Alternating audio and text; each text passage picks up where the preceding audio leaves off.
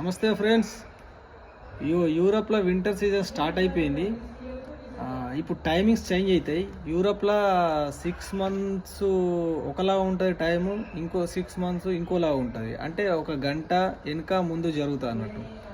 ఇప్పుడు ఈ October 25th night, 26th morning, అంటే 2 గంటల 59 నిమిషాలు అయిన తర్వాత, మార్నింగ్ అంటే మిడ్ నైటు 2 గంటల 59 నిమిషాలు అయిన తర్వాత 3 గంటల టైం పడుతుంది కదా మనకు నార్మల్గా.